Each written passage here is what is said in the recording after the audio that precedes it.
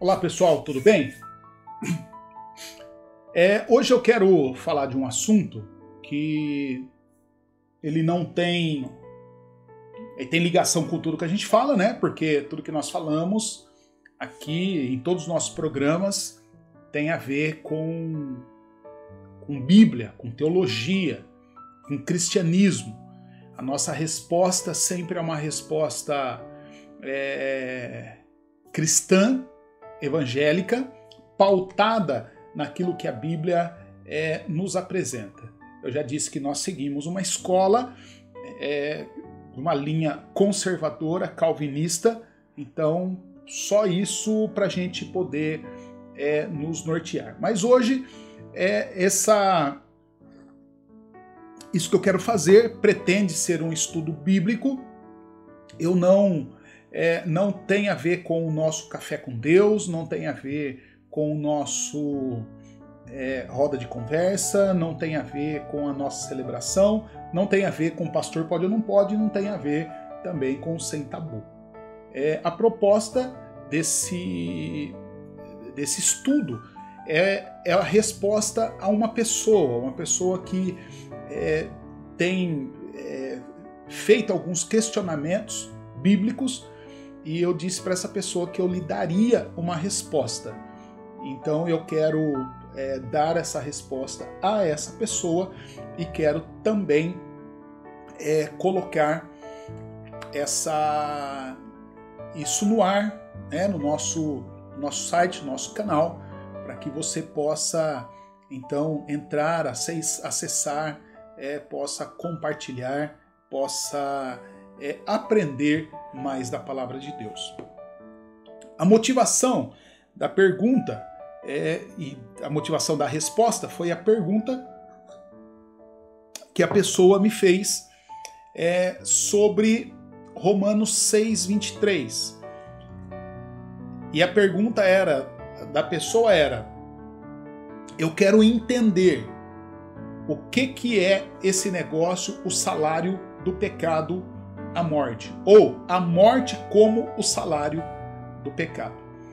E muitas vezes nós nós não respondemos a esse texto, nós citamos esse texto, falamos desse texto e falamos aí da questão, citamos o verso 23 de Romanos capítulo 6,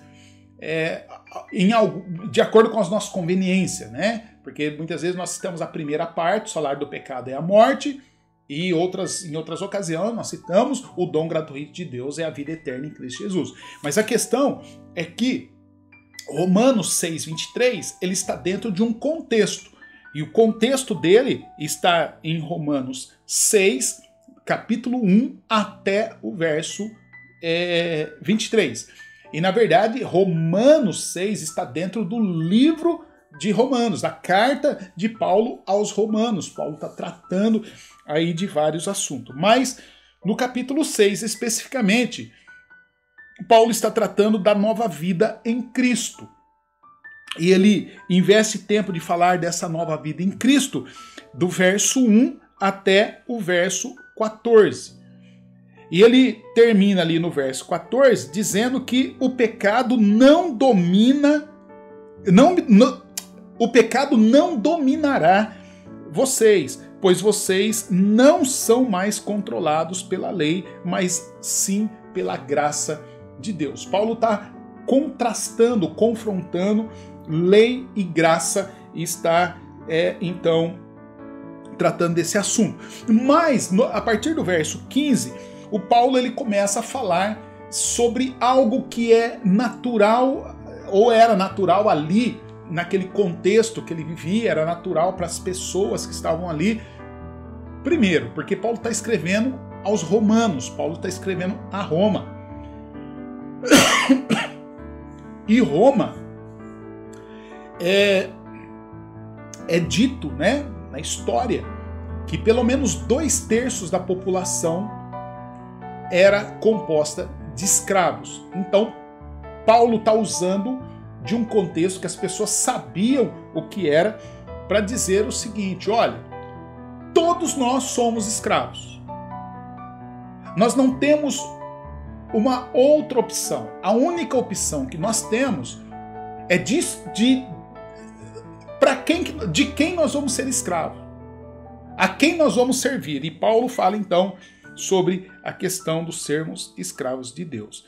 O que Paulo está dizendo, dos versos 15 ao verso 23, é que o relacionamento das pessoas com o pecado e o relacionamento das pessoas com Deus é comparado a essa situação, a situação da escravidão. A escravidão era uma instituição comum, né, nessa situação, então Paulo está dizendo isso. Mas eu vou ler o texto para você entender o que está acontecendo aqui no texto e depois nós vamos caminhar sobre isso. Verso 15, ele começa dizendo assim: o que é que isso quer dizer? Nós vamos continuar pecando porque nós não somos mais controlados pela lei, mas pela graça de Deus? É claro que não. Pois vocês sabem muito bem que quando se entregaram a alguma pessoa para serem escravos dela, são de fato escravos dessa pessoa a quem vocês obedecem. Assim sendo, vocês podem obedecer ao pecado, que produz a morte, ou podem obedecer a Deus e ser aceitos por Ele. Mas damos graças a Deus porque vocês que antes eram escravos do pecado, agora já obedecem de todo o coração às verdades que estão nos ensinamentos que receberam. Vocês foram libertados do pecado e se tornaram escravos de Deus para fazer o que é direito. Falo com palavras bem simples, porque vocês ainda são fracos. No passado, vocês se entregaram inteiramente como escravos da imoralidade e da maldade para servir o mal. Entreguem-se agora inteiramente como escravos daquilo que é direito para viver uma vida dedicada a Deus. Quando vocês eram escravos do pecado, vocês não faziam o que é direito. Porém, o que é que vocês receberam de bom quando vocês faziam aquelas coisas que agora vocês têm vergonha? Pois o resultado de tudo aquilo é a morte. Mas agora vocês foram libertados do pecado e são escravos de Deus. Com isso, vocês ganham uma vida completamente dedicada a Ele. E o resultado é que vocês terão a vida eterna. Por quê? Porque o salário do pecado é a morte. Mas o presente gratuito de Deus é a vida eterna que temos em união com Cristo Jesus, o nosso Senhor. Querido, para entender esse texto, o que nós precisamos entender é que o cristão está sob um novo domínio. Assim como Jesus, quando ele sai da sepultura, ele rompe com aquela pedra que estava fechando o sepulcro, e quando ele rompe com aquilo, ele quebra o lacre ali, o selo do imperador romano, e com isso Jesus está dizendo, o mundo está sob nova direção. A questão é que o novo domínio do cristão agora, aliás, o cristão está sob o novo domínio, e o novo domínio do cristão o cristão é dedicado à justiça. Então, qual é a ideia central desse texto, dos versos 15 ao verso 23 de Romanos 6? A ideia central é o conhecido contraste que nós vamos ver do texto de Romanos capítulo 5, verso 12, até Romanos 6, verso 14. E esse contraste ele continua no 15 ao 23. No primeiro bloco de texto, ele está contrastando lei e graça. A lei de Moisés e a graça de Deus na pessoa de Jesus. E ele está dizendo o que nesse contexto? Que a lei de Moisés, a lei do Antigo Testamento, ela não é capaz de salvar do pecado. A lei de Moisés não salva do pecado que conduz à morte. O que a lei consegue fazer é mostrar para mim, mostrar para você, mostrar para nós que o quanto nós somos pecadores e o quanto somos desesperadamente necessitados e carentes de um Salvador. Mas a graça de Deus, a graça que é de Deus, que é em Cristo, essa graça produz justiça. E essa justiça conduz à vida e vida eterna. O novo elemento desse contraste que está em Romanos capítulo 6, verso 15 ao verso 23, é o uso que Paulo faz dessa metáfora da escravidão. E ele fala, olha, agora vocês não são mais escravos do pecado, agora vocês são escravos de Deus. Então qual é o principal tema de Romanos capítulo 6, verso 15 ao verso 23? É que em se tratando de escravidão espiritual, Paulo está dizendo, em se tratando de escravidão espiritual, não existe meio termo. Você não é meio servo de Jesus e meio servo do mundo. Sabe aquela questão que as pessoas falam do crente Raimundo, o crente que fica com um pé na igreja, um pé no mundo? O que o texto está dizendo é não tem possibilidade do crente Raimundo. Ou você é escravo do senhorio do pecado, ou você é cativo do senhorio da justiça. Ou você é escravo do pecado, ou você é escravo de Deus. Não tem meio termo. A outra questão que nós vamos ver é que estar debaixo da lei de Moisés significa estar sujeito à escravidão do pecado. Você pode ser extremamente religioso, você pode ser um estrito cumpridor da lei mosaica, que isso significa que você está sujeito à escravidão do pecado. E essa escravidão do pecado, ela resulta morte eterna.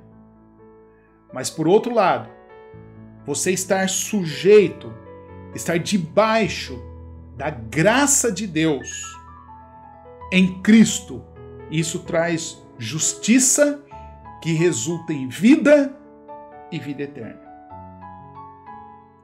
Então, qual é o indicativo do livramento? O indicativo do livramento do pecado, né, conduz ao imperativo da dedicação à justiça. Então, querido, para nós entendermos esse texto, para nós entender o que está se passando aqui, Romanos capítulo 6, verso 15 ao verso 23, ele dá continuidade, né, ao que Paulo começou a falar lá no mesmo capítulo, no verso 1 até o verso 14. Ele dá continuidade a essa ideia das bênçãos do novo domínio como parte da nova aliança. Romanos 1,14 se dedicou a falar da libertação do crente da lei, a libertação do pecado, A libertação da morte em virtude da união, né, que nós temos com Cristo a partir da morte de Cristo. E agora, então, nesse bloco de texto, o Paulo trata de como essa dedicação à justiça é uma incumbência do cristão, é uma incumbência de cada crente, é uma incumbência de cada um que entregou a sua vida para Jesus, e isso é condicional aos participantes desse novo domínio. Então, como esboço geral, o que a gente pode ter é o seguinte. Primeiro, a pergunta: visto que os cristãos não estão debaixo da lei, eles podem viver em pecado? Se a lei, nós somos libertos da lei, a lei nos levava ao pecado. Agora nós estamos libertos da lei. Essa é a pergunta retórica que o Paulo faz. Verso 15. Agora os cristãos não estão mais debaixo da lei, então eles podem viver no pecado? Ainda no verso 15, o Paulo responde. A resposta é: de jeito nenhum. De jeito nenhum. A explicação para isso no verso 16 é que todos têm um Senhor. Todos. Seja esse Senhor o pecado, seja esse Senhor a justiça. E qual é a aplicação disso? Do verso 17 até o verso 3 é que nós devemos, se quisermos viver, escolher ser escravo da justiça, ser escravo de Deus. De um modo mais específico, o verso 15 e o verso 23, eles formam um incluso. Então, para os versos, incluso para o verso 15 ao 23. Então, o verso 15 começa ali, não debaixo da lei, mas debaixo da graça. E o verso 23, ele coloca não debaixo do salário do pecado, que é a morte, que é o resultante, é o resultado da lei, mas debaixo do dom da vida eterna, que é o resultante da graça de Deus em Cristo. Então, em última análise, esse incluso do verso 15, do verso 23, ele confere aos versos 16 ao 22 o que se encontra ali envolvido no miolo desse texto. É um contraste que já é familiar. A lei traz pecado, conduz à morte, mas a graça traz obediência, traz justiça, que conduz à vida. E esse contraste básico faz, então, essa sustentação para as antíteses que ocorrem nesses textos, do 15 ao 23, conforme nós podemos ver. Qual é o antecedente histórico e cultural dessa situação? É o que nós já vimos. O principal antecedente histórico e cultural de Romanos 6 é a antiga instituição da escravidão. A escravidão, ela era uma realidade fundamental ali na sociedade greco-romana. E, na verdade, esse sistema escravagista, ele atingiu ali o seu ápice, alcançou, né, o ápice ali nos primeiros séculos antes de Cristo e nos primeiros séculos depois de Cristo. E, como eu disse, né, havia lá um dito de que 2/3 da população romana era composta de escravos. Mas essa estimativa, na verdade, elas variam, porque uns dizem que entre 1/5 a 1/3 da população era composta de escravos. Então, dependendo de onde você acessar as informações, aí você vai ter informações diferentes, mas a questão é que era muita gente, né? Então, as revoltas de escravos na Itália, na Cilícia, no final da República Romana, eles confirmam esse descontentamento social que havia ali. A descrição que Catão faz do trabalho escravo nos campos, ele retrata uma mentalidade de capataz que lembra a escravidão anterior à Guerra Civil nos Estados Unidos. O Sêneca, ele relata que uma proposta do Senado romano era de que os escravos eles fossem vestidos de um modo característico que distinguisse eles do restante da população. E o Senado romano falou, não, de jeito nenhum. Por quê? Porque o medo deles era que, se eles distinguissem os escravos começassem a andar com roupa de escravo, então isso, os escravos descobririam quão numerosos eles eram e promoveriam ali uma rebelião. Então eles falaram, não, de jeito nenhum. Então a escravidão ela era uma realidade social, era uma instituição desprezível. Essa condição ela desvalorizava a dignidade do ser humano. O escravo ele tinha a condição jurídica de coisa. O escravo era uma coisa, ele não era uma pessoa, ele não era gente. O Aristóteles ele chega a definir o escravo como uma propriedade com vida.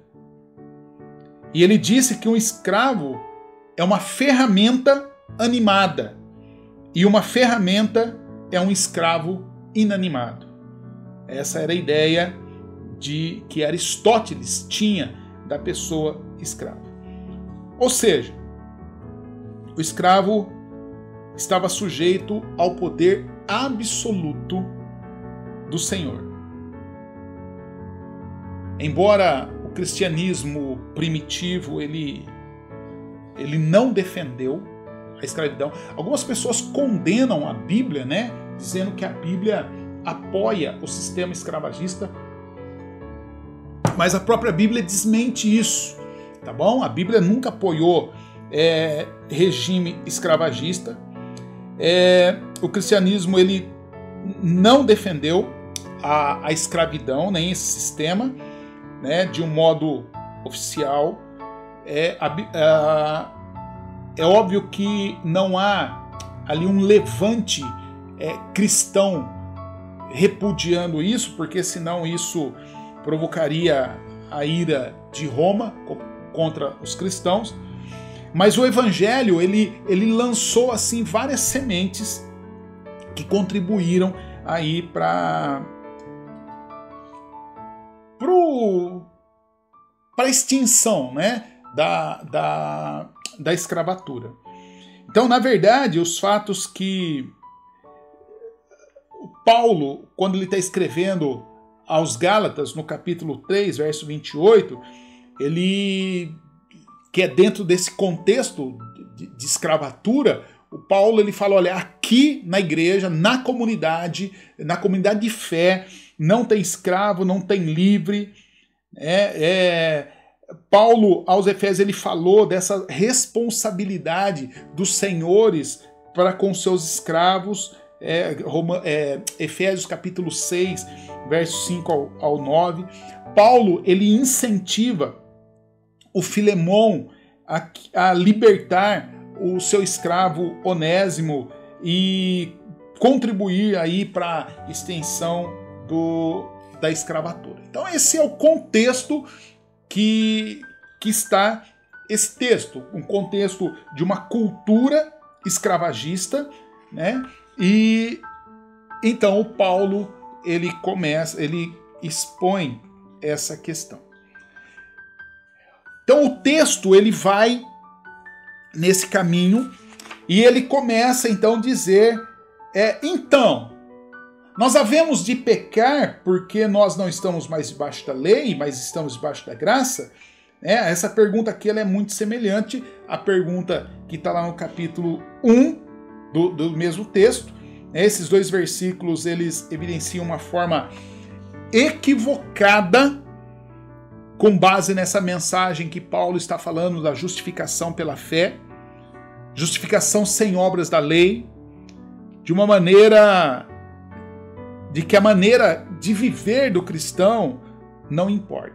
Há muita hoje, querido, que nós temos esse texto, mas acho que de repente por até não ser apresentado de acordo esse texto, tem muitas pessoas que não, mas Deus se importa com o espírito, o corpo não tem importância. Deus está preocupado com as minhas intenções, e fica nessa viajada de maionese, mas a questão é que a Bíblia diz que a diferença que há, aliás, a diferença que há nesse texto não,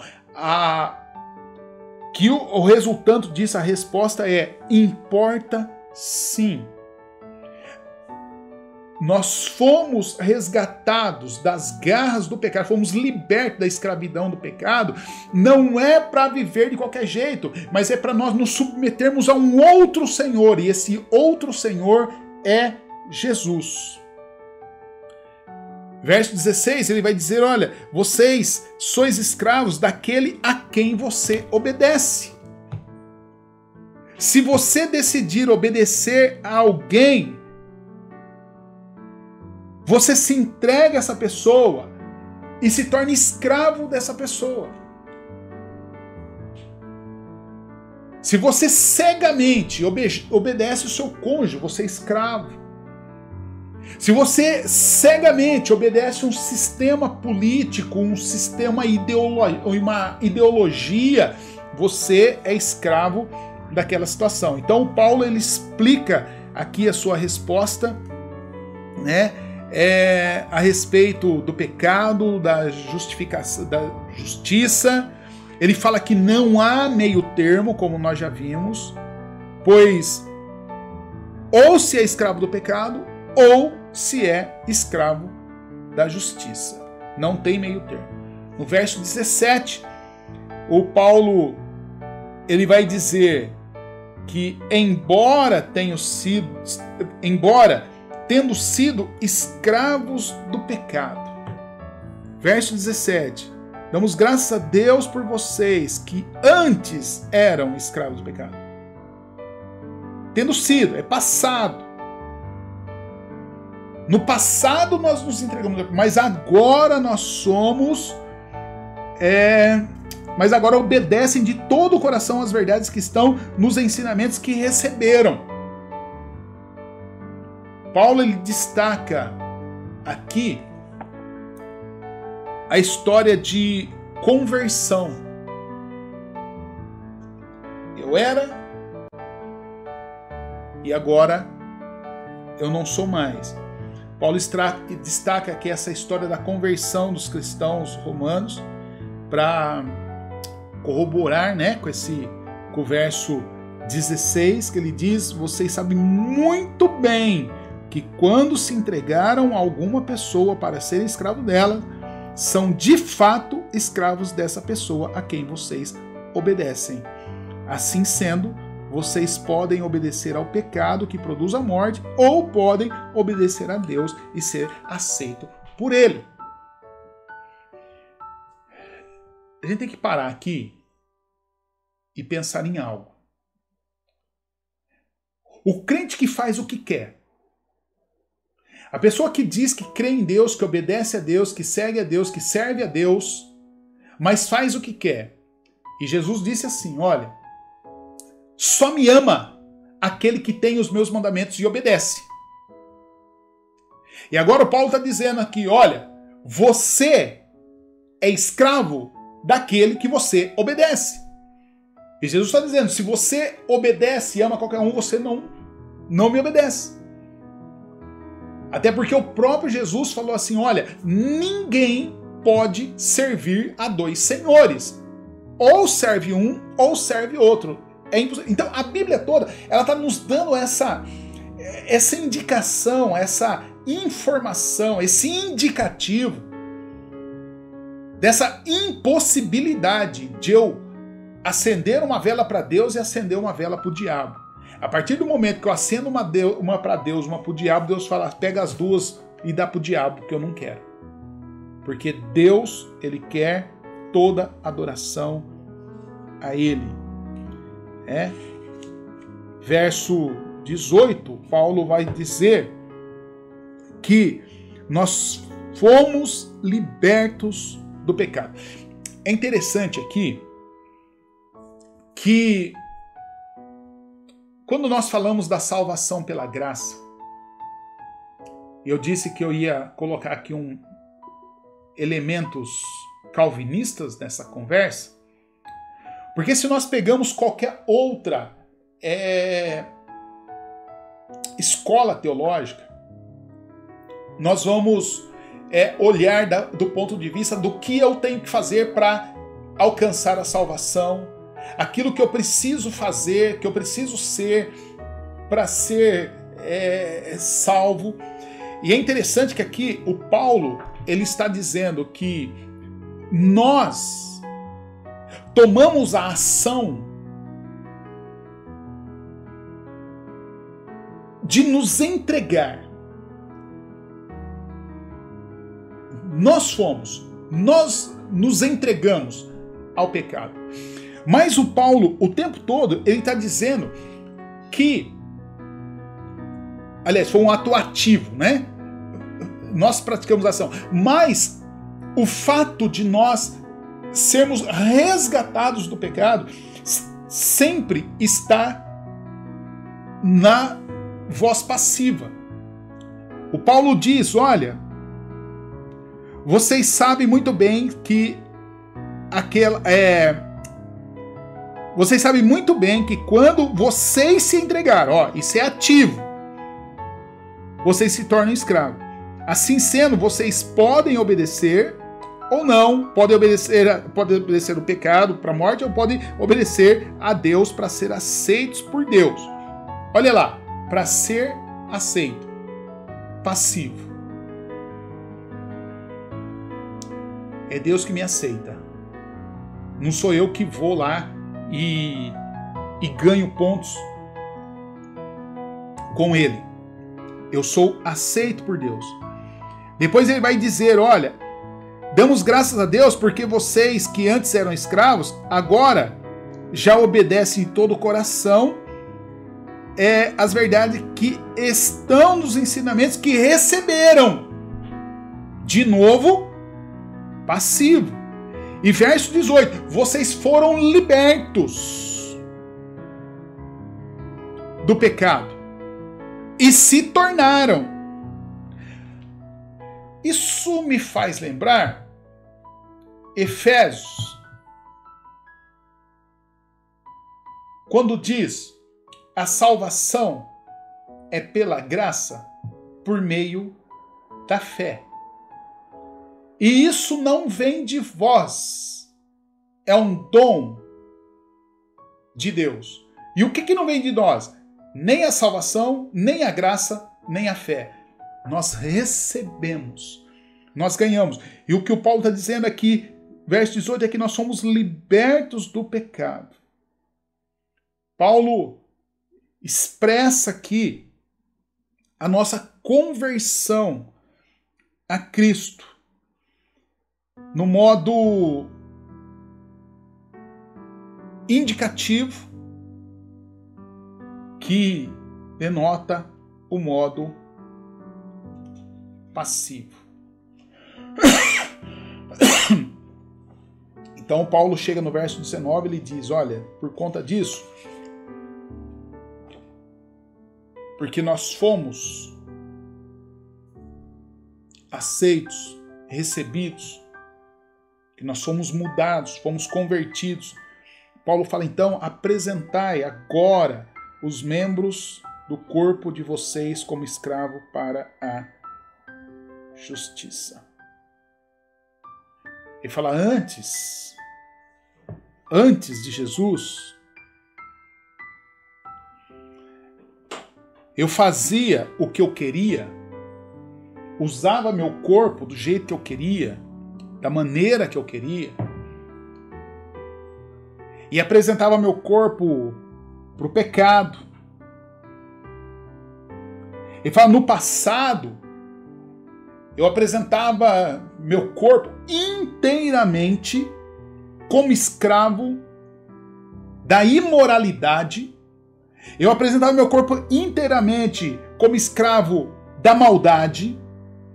E fazia tudo isso para com o meu corpo, com a minha moral, com todo o meu ser, servir o mal. Então, agora que vocês não são mais escravos do pecado, mas agora são escravos de Deus, então ele fala, sirva, entregue-se agora inteiramente como escravo daquilo que é direito para viver uma vida dedicada a Deus. E no verso 20 ele vai questionar, porque olha, quando vocês eram escravos do pecado, vocês não faziam o que era direito. E verso 21 ele fala assim, porém, o que é que vocês receberam de bom quando faziam aquelas coisas que agora vocês têm vergonha?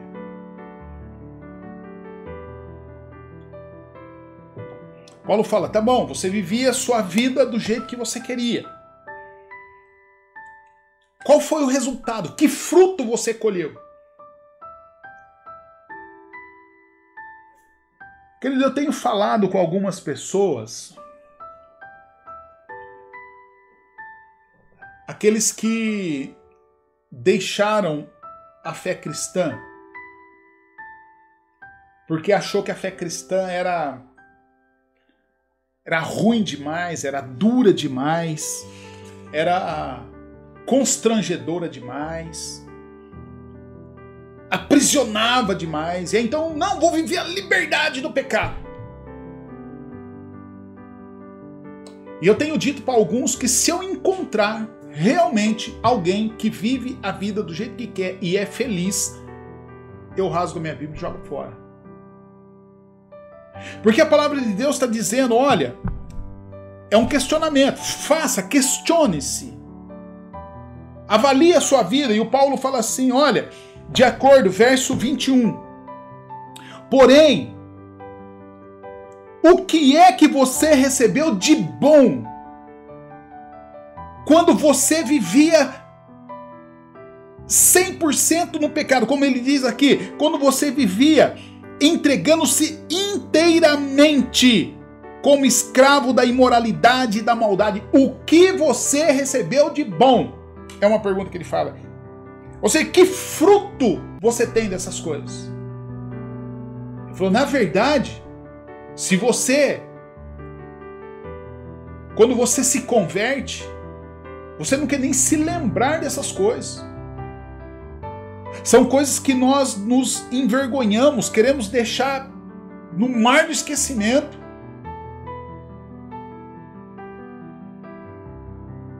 Há coisas que a gente não consegue se livrar, né? Algumas pessoas que saem da graça de Deus ou por viver longe da graça de Deus, têm uma vida totalmente danada e danosa, e aí por conta disso sofrem, caminham para a morte. E aí Cristo resgata, ele não chega a morrer, mas ele leva danos, doença. relacionamentos rompidos, filhos, famílias destroçadas, despedaçadas, má reputação na cidade, em tudo. Então Paulo fala, olha, veja que proveito você teve disso. Ele fala por quê?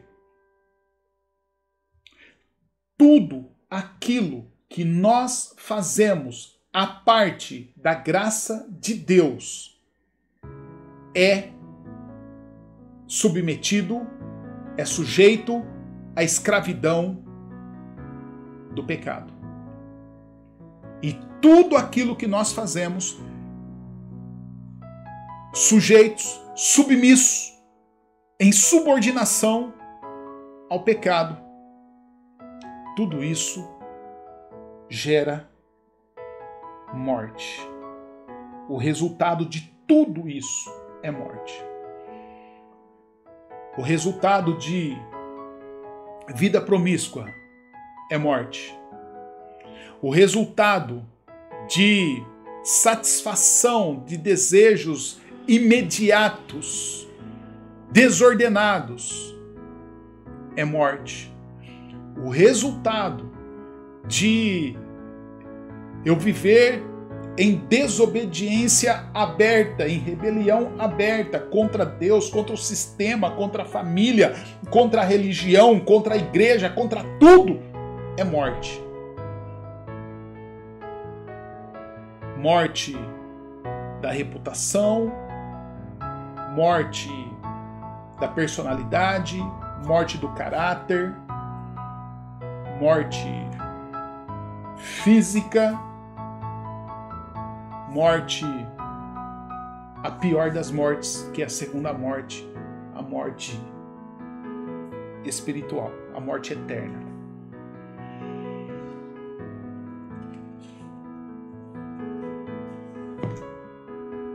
Verso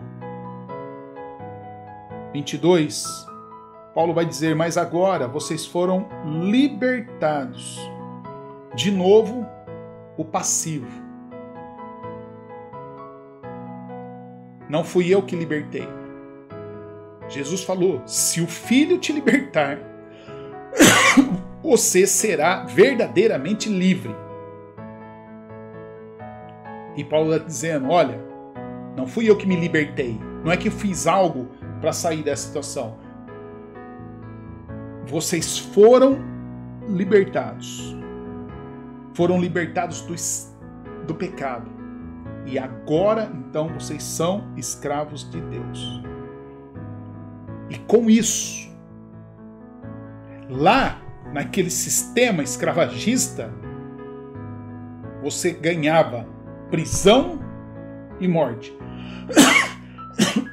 Mas agora, sendo libertados do pecado, sendo escravos de Deus, aqui vocês só têm a ganhar. E ganham uma vida eterna. Porque o resultado de nós nos entregarmos a Deus é ganhar. E ganhar vida. E vida eterna. E ele termina então esse contraste dizendo: por que que isso acontece? Por que que é assim? Ele fala porque assim como há dois sistemas, escravo do pecado, escravo de Deus, o salário é resultado daquilo que eu faço. O salário é o mérito por aquilo que eu me empenhei por fazer. E ele diz, olha, o salário do pecado que você merece, o lucro que você tem com o pecado é a morte.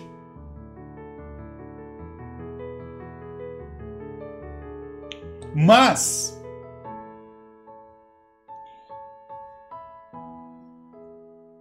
se você se torna um escravo de Deus, um escravo de justiça, então você vai ganhar algo, mas não o que você merece. Você vai ganhar um presente. E o presente que você não merece, mas que vai ganhar, é vida eterna em Cristo Jesus. Por isso que ele diz que é um dom e é gratuito. E é Deus que dá essa vida eterna. Então, queridos, quais são as considerações teológicas que nós podemos aprender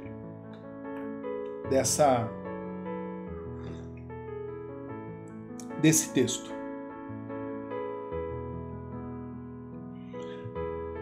Três considerações teológicas nós aprendemos aqui.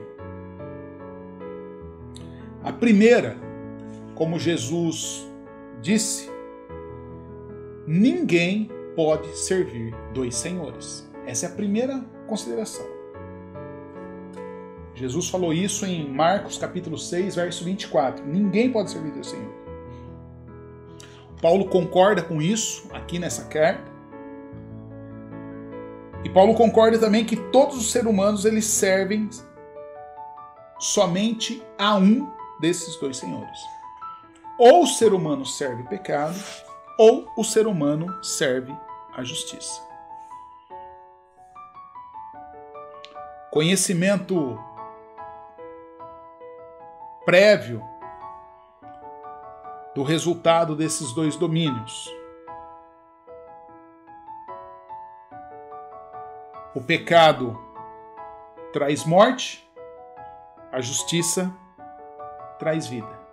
E esse conhecimento prévio, ele deve proporcionar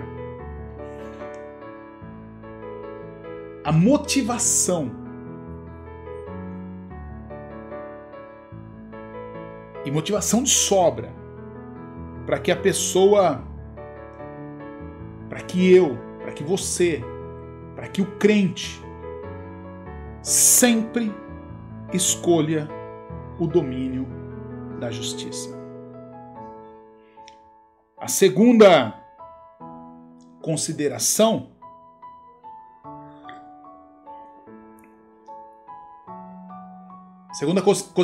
teológica é o fato de que o indivíduo, a pessoa liberta do pecado pela graça de Deus, deve nos motivar a nos dedicar a uma vida de santidade.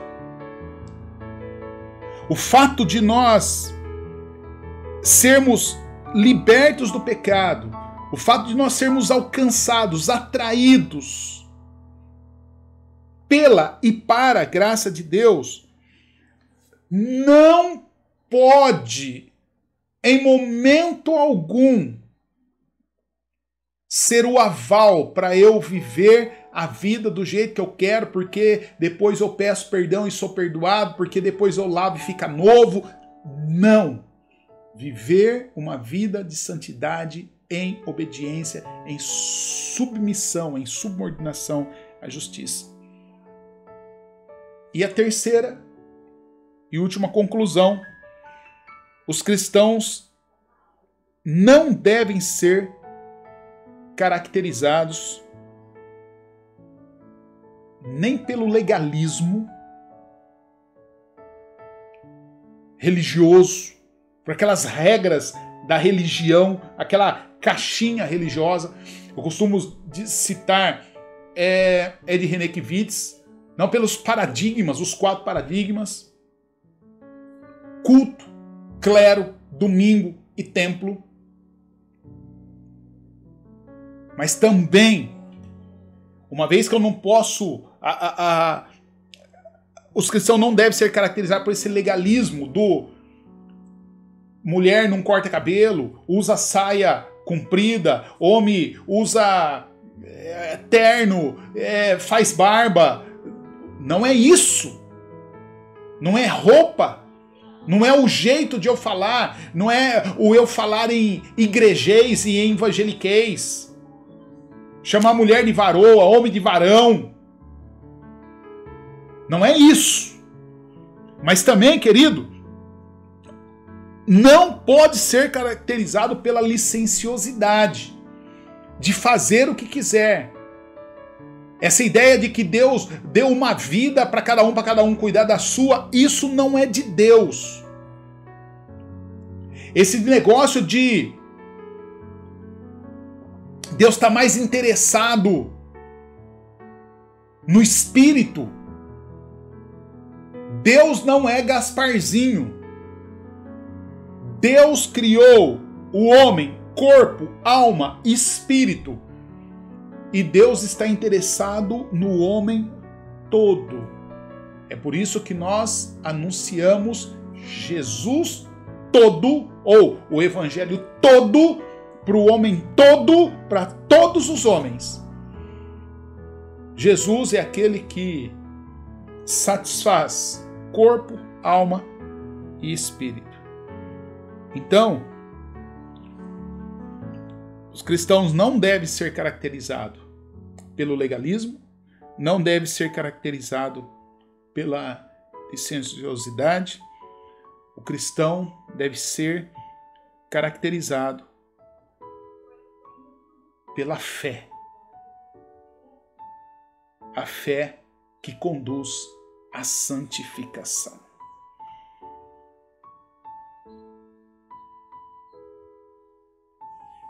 Espero ter ajudado. Espero ter esclarecido algo.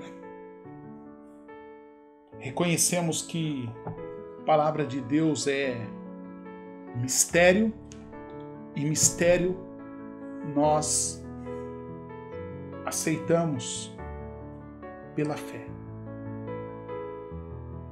Mas eu quero fazer um convite para você. De repente você tem aí dificuldade, tem dificuldades na vida cristã, em crescer na graça, no conhecimento do Filho de Deus. De repente você está aí com dificuldade de uma comunidade que serve a Deus, que apresenta a palavra de Deus, o Evangelho de Jesus de maneira pura e simples. Eu quero convidar você, entre em contato conosco. Você pode me acionar. Eu sou Paulo, sou um filho amado de Deus, servo de Jesus, a seu serviço. E que Jesus possa ser cada vez mais famoso a partir das nossas vidas e da proclamação sincera da palavra dele. Que Deus nos abençoe.